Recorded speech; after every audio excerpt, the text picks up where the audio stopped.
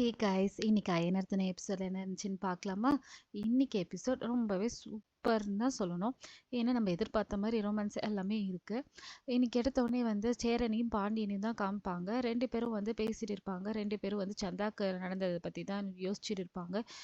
பேசிட்டே இருக்கும்போது கரெக்டாக சோழன் ஃபோன் பண்ணுவான். ஃபோன் பண்ணி, என்னடா என்னை மறந்துட்டீங்களா, நான் என்ன பண்ணுறேன் எதுவுமே கேட்க மாட்டேன்னு சொல்லிட்டு இவன் இங்கே சந்தோஷமாக இருக்கிறது எல்லாத்தையுமே வந்து ஷேர் பண்ணுவான். அங்கே பெருசாக ஒரு ரெஸ்பான்ஸும் இருக்காது. என்னடா ஒரு ரெஸ்பான்ஸும் இல்லை சொல்லிட்டு உடனே வந்து சேரன் வந்து எதுவும் சொல்லாத அவன்கிட்டன்னு சொல்லுவான். உடனே பாண்டியனும் கட் பண்ணுறான். அதுக்கப்புறம் மறுபடியும் சோழன் கால் பண்ணும்போது பாண்டியன் வந்து நடந்த எல்லா விஷயத்தையும் சொல்லுவான். சோழன் வந்து ஏன்டா என்கிட்ட எதுவுமே சொல்ல மாட்டேன்னு சொன்னோன்னே, அண்ணன் தான் உன்னை டென்ஷன் பண்ண வேணாம்னு சொல்லிச்சுடான்னு சொல்லிட்டு, சரி அங்கே என்னென்ன நடக்குதோ எல்லா அப்டேட்டும் எனக்கு கரெக்டாக மறக்காம கூடுறான்னு சொல்லிட்டு ஃபோனை வச்சுவா.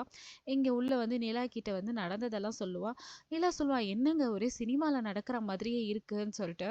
உடனே சேரனுக்கும் ஃபோன் பண்ணி பேசுவா. சேரன் வந்து ஒன்றும் பிரச்சனை இல்லைப்பா, நீங்கள் பார்த்துக்கோங்க, அங்கே எல்லாம் ஓகே தானேன்னு சொல்லிட்டு கேட்பா.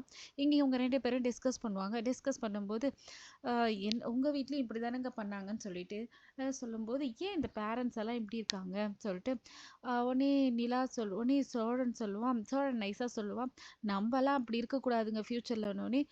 உடனே நிலாவும், ஆமாங்க நம்மலாம் இந்த மாதிரி பேரண்ட்ஸாக இருக்கவே கூடாதுனால என்ன படிக்கணும்னு கூட ரெஸ்ட்ரிக்ட் பண்ணவே மாட்டேன், அவங்க ஆசைக்கு ஃபுல்லாகவே விட்டுருவேங்க. இந்த மாதிரி பேரண்ட்ஸ் எல்லாம் நம்ம இருக்கவே கூடாது, நம்ம வித்தியாசமாக இருக்குன்னு சொல்லிட்டு ரெண்டு பேரும் ஒரிஜினல் கப்பல் மாதிரியே பேசுவோம். இதை சோழன் ரியலைஸ் பண்ணி அவனுக்கு ஒரே ஹாப்பியாக இருக்கும்.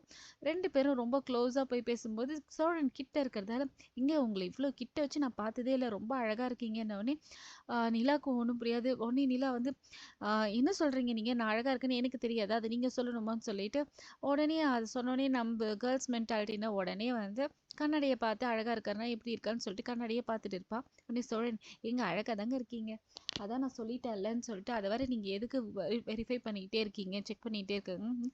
சோழன், நீங்கள் போய் கீழே போயிட்டு படுங்க, கீழே பெட் இருக்குல்ல, கீழே பெட் எடுத்து படுங்கன்னு சொல்லிட்டு துரத்தி விட்டுருவான். இங்கே வந்து வானதியும் சந்தாவும் தூங்குறதுக்கு ரெடி ஆயிடுவாங்க. வானதி வந்து, சந்தா நீங்கள் செவத்து பக்கம் பார்த்து படுக்கிறது ஓகே தானேன்னோடனே வானதிக்கு ஒன்றும் புரியாது. உனக்கு ஓகே இல்லைன்னு சொல்லிட்டு ரெண்டு பேரும் படுத்துருவாங்க.